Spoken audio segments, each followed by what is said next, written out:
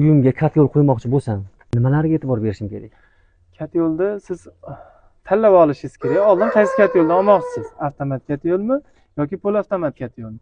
Buni tanlab olganingizdan keyin kat yo'lda leslariga, rossiyskiy qora lesdan bo'lishi kerak. Ya'ni qalin yupqaligiga. Qalin yupqaligiga ham, agar kichkina kvadratga qalin les ishlatib qo'ysangiz ham, u narsani rasxodingiz ko'payib ketib qoladi. Svarka choklariga mustahkam pishirilganligiga, eshiklarni ichi ko'proq pishirilganligiga, nimagaki eshiklik ketsa havo chiqib ketadi. Suv par chiqib ketishi mumkin, shu yerda sachrashi havo mumkin. chiqib ketadi, issiqlik chiqib ketadi, ham kat yo'lda xavfliligi oshadi. Oldin gaplashganimizdaqangi xavfliligi oshadi.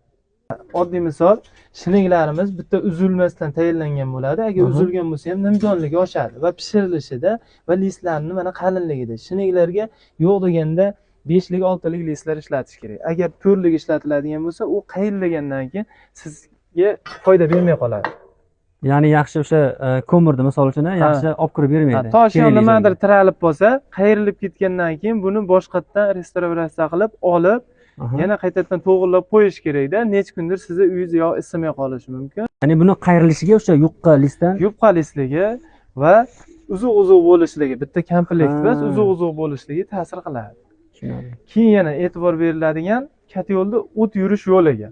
Biz o'zimizni kat yo'lni misol qilaman. Mayda to'rtta kaseta bilan aylanib, o't pastga tushib, yana chiqib, chiqquncha demoxodgacha o'zi issiqlik pastlab bo'ladi. Qo'lingizni shunday tutib turasiz, kuymaydi qo'lingiz. Shunisiga e'tibor berish kerak, o't yurish yo'li uzun. Insonlar ko'pchilik qarayapti, zavatskoymi olib olishyapti, o'zimizga murojaat qilishyapti, uyimni istalmayapti. Yo rasxotim ko'p bo'lib ketyapti. Sababi uni o't yurish yo'li kam. Oxirida 2 ta yo 3 ta kasetasi bor. Undan misol uchun 1 metrdan yurib chiqib ketadi. Katta gradus tashqariga demoxodga chiqib ketadi. Uni foydasi yo'q. Keyinroqdan yoqilaveradi, rasxod katta bo'ladi. Endi bizda shuni ekonomlashtirish uchun shu narsa o'ylangan, yo'lini uzaytirib, issiqlik ichkarida qolib, bor energiyamizdan foydalanish. O't yo'li uzunligi issiqlikni yaxshi olib beradi. Yaxshi ushlab beradi ichida. O'sha ichida yoqib turgan o'timizni issiqligi tashqariga chiqib ketmaydi, havoga uchib ketadi.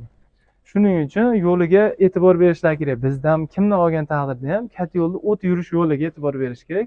O't yurish yo'li qancha uzun bo'lsa, shuncha ekonomroq bo'ladi. Agarda kat yo'l tanlashda qiynalib turganlar bo'lsa yoki qanday kat yo'l olishni bilmay turganlar bo'lsa, bizga aloqaga chiqsa to'liqroq ma'lumot beramiz.